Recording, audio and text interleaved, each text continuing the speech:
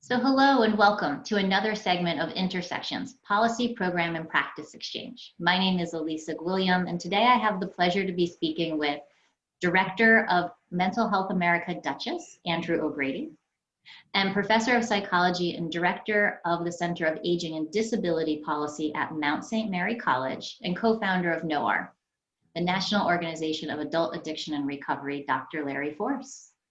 And our special guest today joins us all the way from Ireland, Brian Pinney, and he's a lecturer of neuroscience in the fields of addiction and mindfulness. So welcome, gentlemen. Andrew, do you want to get us started today? Yeah, here we are, season 2, I guess. Season 2, kickoff season 2, and we were able to obtain some funding, so we're going to keep doing this throughout the whole year, weekly, we hope, and educating people. I just had a conversation today with a staff member who we talked about maybe opening up and starting a COVID support group around loss. But we talked and she went on, and I don't think she was just kissing up to me. I think she went on and on about these intersections broadcasts and how amazing they are and how helpful they are and how it educates her and opens her eyes to addiction because as we talk about a lot in these episodes, there's silos, there's mental health and there's addiction, and rarely do they, just come together because it's all one person, and it should anyway. But our agency has typically been focused on mental health. She's been working for us for about 30 years. And now we're working in the addiction world, and I'm trying to bring it all together. And so my staff working in the mental health side are now starting to really learn and through intersections about addiction and about how it ties in to the mental health stuff. And today we have a great guest, and now we've gone international, haven't we? So we're actually talking to somebody from outside the United States, which is phenomenal. That was our goal: start local, expand out nationally, and then expand it out. And addiction is addiction, and mental health is mental health, and it doesn't just sit in a border. As we said earlier before we started, it's not tied to a flag. It's it's people, and people are all over the place. So I want to turn it over to Larry, who I've known forever, and he was my college professor many years ago, and we've stayed friends, and I'm really happy about that because Larry has really, we've developed a nice friendship. We certainly have, but I'm sorry that I have to say this publicly, but we have some unfinished business about those courses that we need to talk about. That's for a later discussion. We'll get back to you on that later. But look, again, we said we've known each other for 30 years. Proud, we're very proud of how he's represented the college community. I mean, the fact is he's sitting in the classroom, and the next thing you know, he's created a vast reach in the area of mental health. In conversation, I listen to people's stories for a living, so I listen. In conversation with him the other day, not just between him and I, but he said something about being recognized as the mental health guy in Dutchess County. He is the mental health guy in Dutchess County, and he's done a nice job of being able to weave a tremendous array of individuals. Do I want to say cast of characters? I'll say cast of characters, because everybody has a story. And the fact is that he's also dealing with the politics of the different bureaucracies, from mental health to addictions to, we even initiated a program a number of years ago, not a program, but a proposal that we worked on with the area agencies on aging. So he's kind of been able to weave it all together, which is good. Alyssa and I have known each other about 3 years, and I say this for you, Brian, to give you some background as well as for our listeners. And she runs a Hudson Valley Healing Center and has done a nice job in developing a presence of health and wellness in Dutchess County. But the real value add is and I'm not even sure if this was your initial intention, but the network that you've stitched together. I've met people that have been so helpful to me, both professionally and personally, through your network that I never would have met before. And it's a network of healers, not in a foo-foo sense. I mean, these are trained practitioners. These are individuals who many of them have been trained in the Western form of medical care or delivery of service, and have realized that there's a value to that, but it's also limited. And the idea of complementary approaches. I'm never giving up access to my Western trained doctors, but the idea of, that's why I don't call it alternative care. I call it complementary. So as my students will tell you, I'm a big advocate for connections, and I love LinkedIn. And the next thing you know, you and I are dialoguing and connecting with each other via LinkedIn. And gracious, beyond a doubt. You know, I contacted you, we started the conversation, I included Alyssa and Andrew into it and said, come and join us. And here you are. You know, in the exchange of us getting to know each other better, you've shared some material with us, you know, citations, videos, and things like that. And I think there's nobody that could do better justice to introducing you than you. And I know a little bit about you, and I'm looking forward to knowing more about you. So at this point, what I'd like to do is I'd like to welcome you to the Intersections Exchange, and thank you on behalf of all of us for you being here. And you know, offline we talked about what's the intent. It's an informal dialogue. It's a way of us being able to elevate the conversation of addictions, recovery, and wellness in adult development, locally, statewide, nationally, and now with your presence, you know, to be able to create and really solidify those links internationally.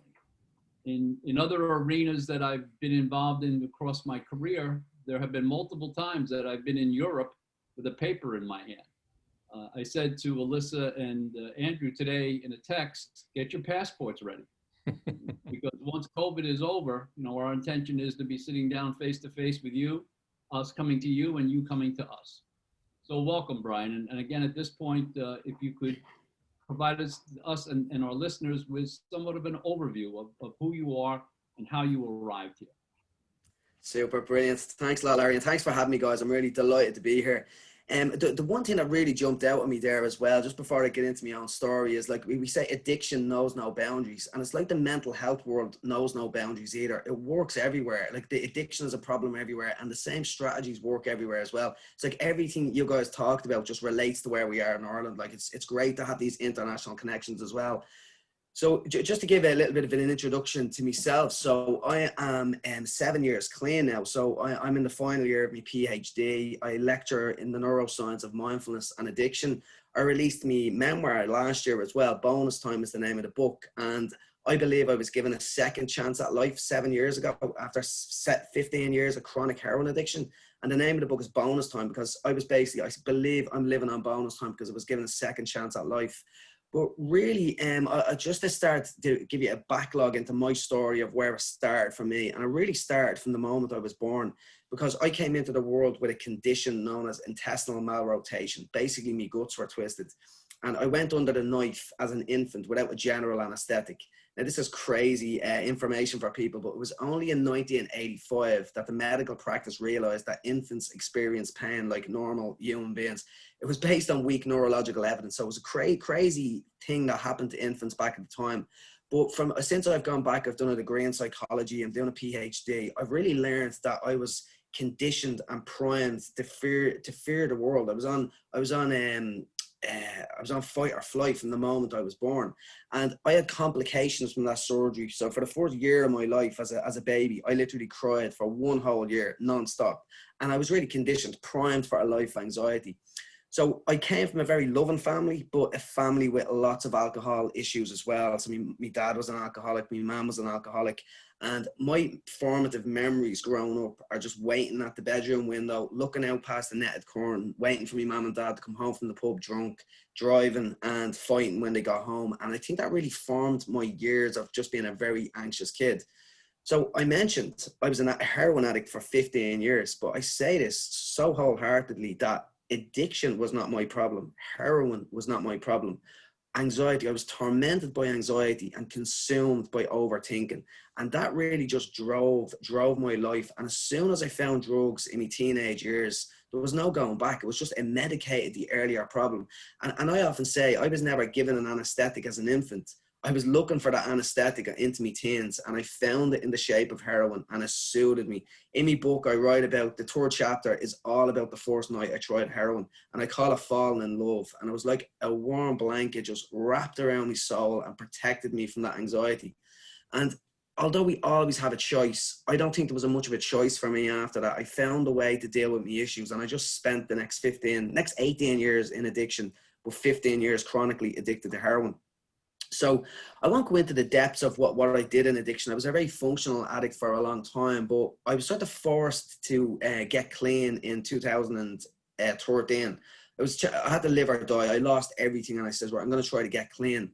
And I won't go into the depths of it, but basically I done a benzodiazepine detox at home on my own, had a grand mal convulsive seizure, split the center of my tongue, blood everywhere, horrific incident. And that sort of set me on the pathway of going into a detox facility. And I kind of had this perspective shift in detox that my mind just went really, really quiet. It was like this awakening experience. I don't like to use the word awakening, but my mind just went very quiet. And it was like this energy just came into my life. And I got interested in mindfulness, Eastern philosophy, psychology, all of these different tools, tactics, all of these different things. But I was very much interested in the idea that when my mind went quiet, it was like anxiety lifted to an extent. And this brought me on a journey. I was fascinated by the relationship between thinking, self-talk, the stories that we tell ourselves, that inner narrative, and our emotions. And this drove me to go to do a degree in psychology. I've since dug deep into the science of language and emotion and how this is pulled together. And that's really brought me on the journey to where I am now. I'm in the final year of my PhD, exploring this relationship, exploring the relationship with mindfulness as well. And I've said it before we started, that I genuinely believe I'm one of the happiest people I know. And it's to do with the tools and strategies that I've put in place in 7 years. And it's really bonus time for me is like embracing failure, taking a risk, not worrying about what other people say, not comparing yourself to others, dreaming big and being bold. And I think this is about it here. Like we're communicating here. I never talked to you guys before. And this is what it's all about for me. And that's really my journey in a nutshell right there. Wow, that's fantastic. How did you, a lot of people get to that point. It sounds like, that seizure was a terrible situation. Yeah. But a lot of people get to that point where, and you described your whole life of anxiety, even before you could identify what anxiety was. And I think you're absolutely right. I mean, going through that surgery, I mean, what a beginning to life. I mean, of course you're going to be anxious. Trauma that you wouldn't even remember, but a trauma. When you get clean, you're coming off that stuff, you're in detox, but now you're faced with that anxiety again, I bet, right? That anxiety starts coming back. So how do you handle that? Yeah, so it was a very strange thing, Andrew. So when I was getting clean and I was doing a benzo detox, so I had to get off benzodiazepine to be able to get into a detox facility. I had to get them out of my system. So the anxiety from the benzodiazepine detox was a thing to behold. It was the worst anxiety I ever experienced in my life, the withdrawals of that as well. And then when I got into the detox facility, the comparison of my old anxiety, because I got off the drugs, it sort of relinquished itself. It calmed down to an extent. And then it was still there. Like anxiety for me sort of, and I think it was shaped by my earlier traumas. Anxiety for me, it's different for many people, but it's a tightness in the chest, a tightness in my head, my breathing tightens up and stuff like that. And I was struggling to cope with that. And I remember in the detox facility, I was introduced to mindfulness. And the woman that was doing it actually said to us, focus on your breath. And I says, I'm afraid of my heartbeat, my pulse, and my breath. I can't focus on my breath. That makes me anxious. I remember she says, try a mindfulness exercise where you breathe in through the nostrils, in and out. And that worked. And I remember just thinking to myself, wow, I can focus on my bodily sensations without getting anxious. And that sort of provided me with an anchor. But there was something else. That sort of relinquished the anxiety to a certain extent. But I did get lucky. I don't know what happened to me. It was like this shift in perspective. Where I just realized I had another shot at life. And I think not being on my phone and all of that stimuli being taken away from me. We were on a farm. The detox facility was on a farm. And the anxiety just sort of leveled off to an extent that I was able to manage it. And I think then by finding a purpose within there, because for want of a better word, I nearly became addicted to learning, to Eastern philosophy, to spirituality, all of these different things. I never knew anything about them before. And I think leaning towards them just sort of helped me to cope with the anxiety that was there. And it just sort of settled itself then pretty quickly over time. So I got lucky. I got a little bit lucky is the thing that I would say. Yeah, wow. And let me ask you something. As you drilled down on you took a look at us. So you took a look at the NOR, you took a look at the intersections exchange, and I'm sure you walked away with an understanding that all doors are open. Okay, do we believe that there's only one way into recovery? The answer is no. No. I mean, somebody asked you, 3 years into your addictive rhythm that you'd be doing, mindfulness stuff, you would say, I don't even know what that means. We believe in the value of fellowship and a 12-step program, but for some people, that's not a door that they come in. Yeah. And, there's been this debate. I don't know how it is in Ireland, but in the States, the debate has been, the use of medication in recovery. Psychotropic medication, an antidepressant, an anti-anxiety medication. Hey, for me personally, clinically, if that works, that works. I mean, it doesn't mean, I heard a guy say one time, I want that person to drink. I just don't want them to drink alcohol. They gotta stay hydrated. They gotta drink coffee. They gotta stay, drink water. But I think that, I'd like to hear your comment about that, from where you are geographically and where you are personally. But the other thing is that, actually two things, is that I'm a big believer clinically, and I think Andrew would attest to this as well in his own view, is that I really think underneath addiction, underneath of it, when you start to peel it away, the addictive pattern is anxiety and depression. Is an OCD type of behavior, whatever and I'm not a big believer in labels, but there's that, I love what you said. It wasn't, the addiction, it wasn't the heroin, and then you started to peel away and you started to find out it was the anxiety, and you could find out why. I have a client who will go unnamed, and you couldn't pick him out of a crowd of one, but I want to give a statement that he said to me. I referred him to a psychiatrist in New York, and I had never worked with this guy before. So what do? You reach out to your colleagues. Who's good? Who do you run towards? Who do you run away from? So they gave me this person's name, and I talked to him, I referred my client to him, and then he called me back. And the client had something that the psychiatrist said, what I really liked.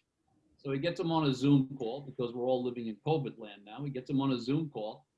And the psychiatrist says to him, it appears to me that you got some sort of little wiring problem, and I can help fix that. I love that. It wasn't a judgment. It wasn't, oh my God, a wiring problem. I worked with one psychiatrist years ago when I worked for the state, that his belief was that all behavior was biochemical. I don't necessarily believe that, that not all behavior is biochemical. But this psychiatrist, in a calm, gentle way, said, hey, you're dealing with some minor, wiring problem, and I can fix that. So maybe you could talk a little bit about that, about your view and the view in where you are in Ireland, about, the role of, the different organizations or programs to support recovery.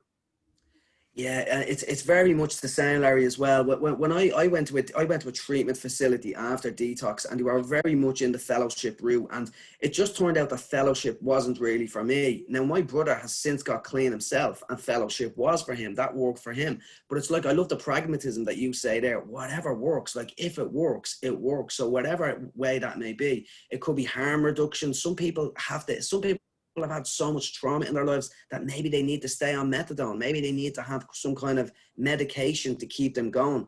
So I think it really is different things for different people and whatever works. And I think addiction and mental health is so complex. Like you said it, like OCD, depression, anxiety. And I named anxiety with myself. Like, we need to label these things to give it a label. But underneath anxiety, there was anger, there was fear, there was lots of different emotions going on there. I call it anxiety to make it easier to communicate that information. But there was so much going on under the hood. And for me, what worked for me, and this is the work that I've since done with another psychologist, about we're unlocking the secrets of my own recovery. And I think back to yourself, Andrew, as well, answering the question, there was 3 big points that we realized for me. Like, so I have unfulfilled needs. We sort of recognize that my needs in life are to be visible. I love getting out onto Zoom calls. I love doing public speaking. So I love being visible, and that was my need as a kid, because I was played football, and I was that way as a child. But anxiety took over, addiction took over, and it took away my needs. I wasn't able to fulfill those needs. So when I got clean, the big thing for me was there was radical acceptance I accepted the fact that I could not win with anxiety. I had this, when I had that seizure and I bit my tongue in half, I had this experience in the hospital where I seen a fire extinguisher on the wall. And I remember looking at this fire extinguisher in the hospital, and it was red, the color was red. And I knew it was a fire extinguisher, but I was like, I couldn't put the sentence together. And I actually thought I was brain damaged. I said, oh my God, you're brain damaged. And I was waiting for this anxiety to wash over me. But I remember just being in the hospital on the trolley saying, I give up. I can't do this anymore. You win. It was like I handed it over, this surrender. And I think I radically accepted that I couldn't beat addiction. My own mind didn't work. And there was this radical acceptance around that. Now, the second piece on top of radical acceptance was this openness to change. So I was open to another way of thinking, mindfulness, Eastern philosophy, all of these different things. And I found a purpose within that as well. But I think the really big piece for me that helped my personal recovery was that because I got into college and I started doing talks and an online presence and different things, I fulfilled those unfulfilled needs. So that was my personal journey in addiction that we're trying to share with other people. And I think everyone wants to be visible. Everyone wants to be heard. Whether it's even the introvert still wants the attention of people in the world. Like everyone wants to be heard. And I think a lot of people in addiction, whether it's depression, anxiety, trauma, they've been quiet and they haven't been listened to in life. And I think that that's one aspect of it. And I think connection is the big one as well. Like that's a really big one for me. And I know everyone in recovery circles is the same. Like I love the quote, like sobriety is not the opposite of addiction. Connection is. And I think that's why fellowship really works to that extent. But for me, it's finding your own path, whatever works for you. And I think that's really, really important and getting that guidance on the way. What about your identity? I mean, I always say to people, you know, you have to switch, and maybe I'm wrong because I don't have an addiction to medication or drugs, and so, but I tell people they have to make the switch. They have an identity right now of an addict, of somebody who needs that stuff. That's their identity, internally and externally, because you know your friends are like, oh, that's Brian, he's the drunk. That's Brian, he's the addict. That's who you are internally and externally, and you have to switch that, and you have to get to a point where, you know, there's Brian. He's clean and sober. He's doing a great job. He's in recovery. That's Brian. He's a doctor. He's you know, the identity has to change and switch. And until you get there, it's an uphill battle, I'm guessing. Yeah, 100%. And I think as well, Andrew, one of the reasons why I've become so obsessed with self-talk and the language that we tell ourselves, that internal narrative, like I believe we are the stories we tell ourselves and believe. A lot of people think my memoir is about addiction. My memoir is actually about self-deception. I was a black belt in self-deception, and I could tell myself any lie, believe it, and act accordingly. That's who I was. And really, so I firmly believe we are the stories we tell ourselves and believe. And in addiction, my story was my identity. I cannot cope with anxiety. I need heroin to survive. And I acted out that story. Today, my story is adversity doesn't stop me. It fuels my ability to thrive. So my identity is someone that leans into adversity and is solution orientated rather than problem orientated. And it's more of a story than an identity. But again, the identity is part that story creates the identity, because I'm becoming a doctor hopefully next year and different things like that. And you act out of your identities as well. Like it is part of the story that you tell yourself, and you become that person and you act towards that as well. I think it's really important. I just heard the same dynamic from a student of mine, and I teach as well at a university. And she said that, you know, when she was actively using, and she worked in a store and she owned a store and she was successful, but she was a mess. And she was always searching for the drug and the fix. And she said it was exciting to her to get it as it was to lie, know the deception and make it work and fool everybody. That was the excitement around it. I was like, wow, that's the adrenaline. So it's not just using it; it's the whole lifestyle. Who can I deceive today? I can deceive myself and I can deceive others. And let me ask you something. Building upon that, the supports. One of the things that we know are families recover slower. Somebody goes to rehab, they feel great, they're riding horses, they're eating well, they're great. And then they come out and families are looking at them like, have you really changed? And I think, I'd like to have you talk a little bit about that, the support system that you had, because who are we talking to today? We're talking to a variety of people. We're talking to policymakers, program developers, individuals in recovery, family members that are trying to figure out how to be present. But I'd like you to address that about, you know, the role of family and friends in your support path, but also this idea of self-entertainment. You know, Andrew gives that example about that student. You know, it wasn't just the drugs, it was the high, it was the adrenaline rush, you know, that came from the chase. You know, and I think that, you know, in replacing those behaviors, which ended up, you know, going negative, maybe you could talk a little bit about the things that you do for self-entertainment, because you can't change your DNA. You know, Yeah. you've just figured out a new way to address that DNA. So maybe Yeah. you can talk a little bit about that. 100%. And for the first thing, I've been very, very lucky in terms of family supports, because I caused a lot of pain to my family. Like, I got to the stage where I had to sell drugs to feed me addiction. My mom and my sister both came. I put them in very dangerous situations with drug dealers. They didn't even know there was a drug deal going on. I couldn't get a lift. Like, so I brought my family into some terrible places. Like, I've done some terrible things in the depths of addiction. And when I got clean, they had to get distance themselves from me for the last few years. But when I needed them, and when I went to hospital and I went to treatment and detox, they were there in spades. Like, they had family days in the treatment center where I was, where the family can come once a week. I didn't have one. Some people had a mother or a father or a brother or a sister coming down. I had my mom, my dad, all my brothers and my sisters every single week traveling for 3 hours down the country, coming down to me. The family support was incredible. And like you said as well, Andrew, I think it was yourself, Andrew, or I'm not sure, Larry, if when I got out, I was living on a cloud. I was like, this is great. Recovery is great. I'm feeling amazing. My family were picking up the pieces. They were still broken.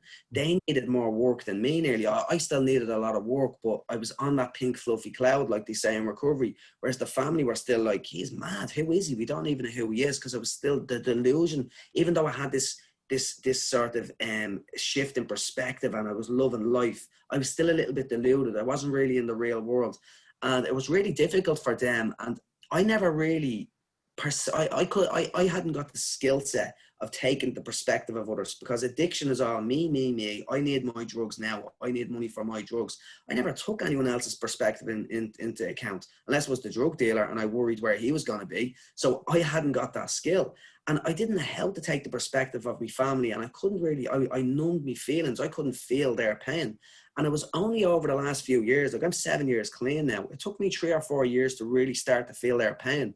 But when I wrote my memoir last year and I chatted to my family about the details of that, it hit me like a bus. And that's when real healing took place. Like, I have a great relationship with my family right now, but it was for me to really feel the emotions and to recognize and to say, to really properly apologize to them. And that was a really important part of that. But I think that for my family were a huge part of my recovery now. I owe them a lot for that. But the second part of that question, Larry, as well, I think it's so true. Like, and this is something I heard. There's a guy in America, a good friend of mine, Nick Wignall, and he's a clinical psychologist. He talks a lot about addiction as well. He's more about anxiety, but he talks about this idea of transforming desires. I used to say I switched addictions. Like, I got into exercise, I got into healthy eating, I got into spirituality, meditation, all of these different things, learning. I was fascinated by learning. I got into writing, all of these quality things. But exercise was a key piece, and nearly like you can't come out of addiction where your dopamine, neurotransmitters are just dopamine, and all of a sudden you're in this vacuum. You're still going to look for something. You still want to feel pleasure from somewhere, get your kicks. And for me, it was learning and exercise. I was very lucky that that's what it was. But for me, that's what it was. I think it's really important for people that they try to replace that in some way, and then maybe look for a balance later on in life. Like, so replace that. You have to get your kicks from somewhere, and I think exercise and learning are 2 great ways of doing that. That's exactly what Intersections is. Larry's model is exactly that. No way, You brilliant. replace the addiction with something positive, and actually some of the things you talked about are exactly what he outlined: nutrition, exercise, mindfulness. That's the whole platform that we're trying to develop and get out there for I think people conceptually understand it, but to really formalize it and put it out there is and you validated it again. Yeah, Like I'm other delighted to hear that. Yeah. We a meeting yesterday, and stepping back from it, you have to understand. Yeah, and Andrew, I appreciate the recognition and acknowledgement, but there's so many fingerprints on this now. You know, it's not just my perspective, and the fact is that there's such a value add to that. I mean, there's a real sense of pride that you had an idea, and the next thing you know, you're sitting around a table and people are talking about the idea, and beyond the idea, it's implemented. You know, and so many doors opened up. I mean, we could have the best idea in the world, but if you know, my friend there hadn't said, "Yeah, come on, bring it in," you know, let's try it out. You know, you know, you can build a car, but you don't know if it's going to be able to go around the track until you start it up. You know, Yeah. the same thing here. You know, we were able to find a track to start this thing up and run it around, and it's great. Yeah. And Amazing. you know, and the whole, you know, and again, I think, you know, for Alyssa to sit here, you know, with the part of the wellness and health, that's such an important part, you know, and that has influenced our thinking and the outcome here. You know, I want to talk a little bit about, and this would be an opportunity for you to talk maybe a little bit more detail about your particular course that you had talked about. You know, that you have this course that you've developed, and how does that play out, and how is that available? Yeah, so I actually call it me program for life, and where that really came from. So like my whole recovery wasn't all plain sailing. In 2015, I became obsessed with college. I went back to do a degree. I was trying to get a scholarship because I had no money, so I was trying to get a scholarship to do with my PhD, and I became overly obsessed with academia. And I started to get stressed and anxiety again. And I had a little bit of a relapse in 2015. I started taking Solpadeine and Nurofen. So I was messing around with codeine again because I had a flu, but I kept on taking more and more and more. So I had a mini relapse. And I remember I had a realization in 2015. I remember looking at these beautiful joint psychiatries in the college. And I was like, I don't see them trees like I used to. Oh my God. It was like I lost that gift of awareness that I was given back in 2013. And from that moment, I was nearly going to Tibet. I was going to go back to a temple and spend my life in a temple because to reclaim my awareness that I lost. Like I was being very addictive, striving to find that awareness again.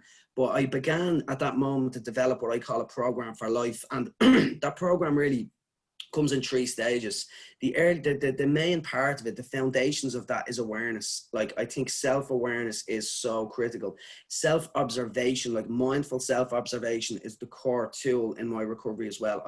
I'm always inwardly observing my body sensations, my thoughts and my feelings. And I've sort of internalized that process. So if I get triggered, I catch it straight away. And I love the line by Viktor Frankl, like between stimulus and response, there is a space. In that space is your chance to choose your response, and there lies your growth and your freedom.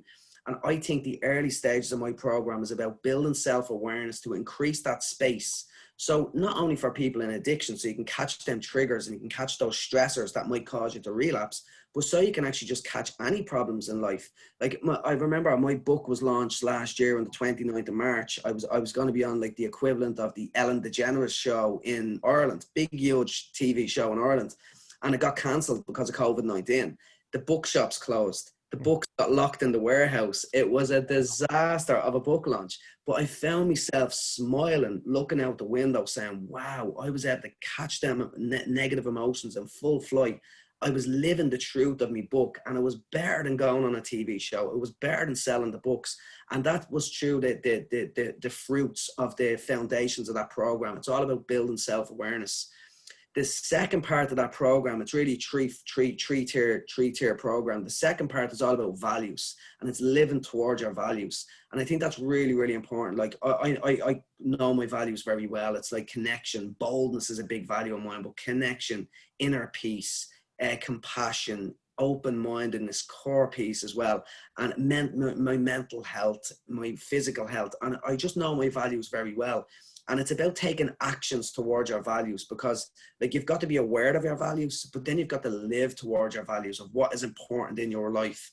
And then what sits on top of that, it's the biggest part of the program really, is all the tools and tactics. It's mindfulness, it's decision-making strategies, it's cognitive behavioral therapies, all these different things, cognitive restructuring, and all of these little tips and tools and tactics to reframe your thinking, change your thinking, and change how you feel and change how you act. But that is really the program in a nutshell.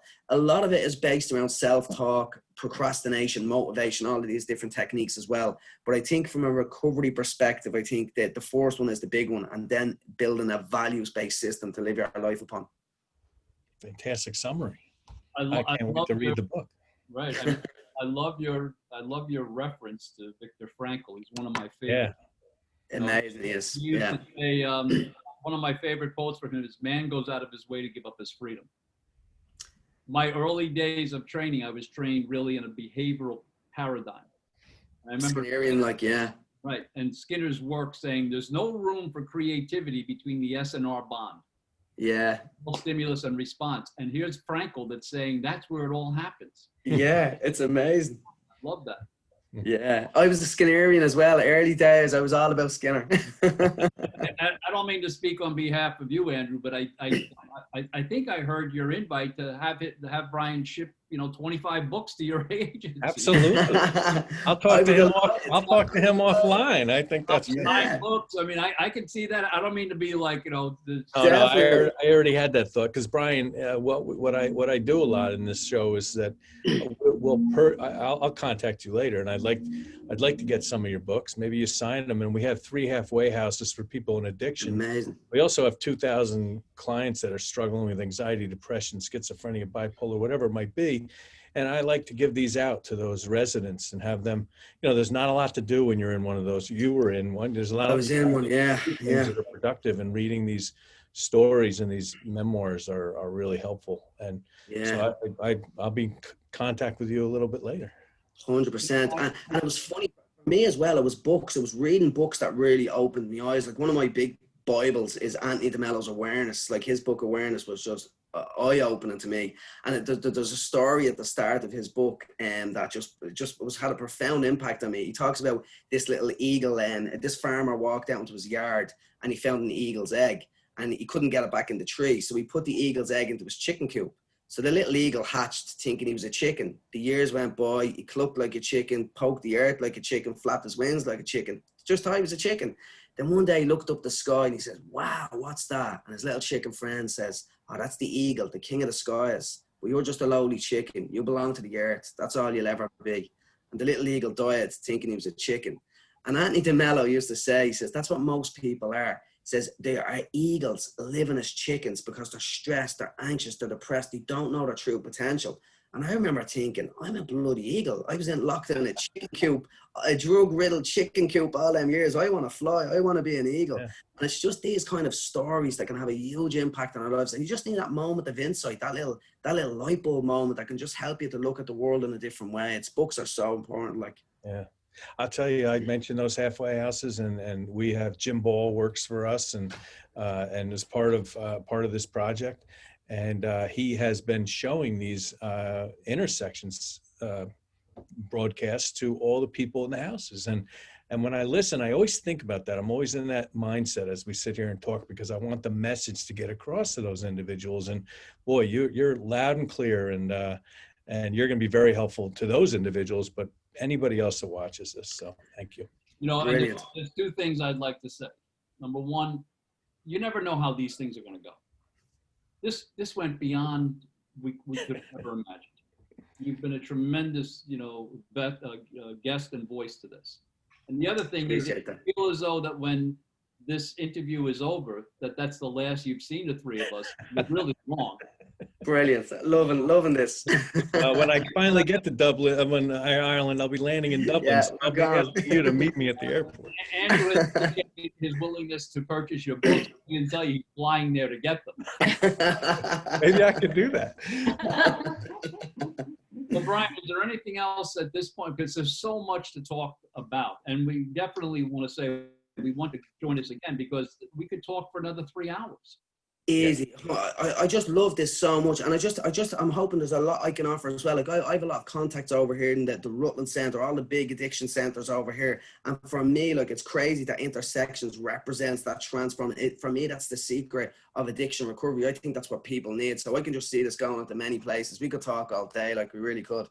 Great. Maybe we'll be on a dais someday presenting this whole Yeah, I tell you, a day session, experiential workshop down in Florida. thing. From Florida. Exactly. This was Well, thank you so much for being with us today, Brian. Thanks. And thank you for watching. You've been watching Intersections Policy Program and Practice Exchange. And if you want to hear this program again, share it with friends or even leave a comment. Log on to the Digital Resource Center on our website, www.intersections-exchange.org. Until next time, take care. and before we go, Mhm. we left? No, we didn't leave yet. Before we go, if Brian could give his contact information. Yes. Oh, yeah. absolutely. And the title of your book. Brilliant. Yeah. So the title of the book is Bonus Time, and I believe it's I forget the subtitle. It's been a long time since I've seen it. I forget the subtitle, but the title is Bonus Time. But you can find anything I do. I write a lot of blogs, a lot of video content, courses and stuff, and you can get me books as well on my website, and it's brianpennie.com.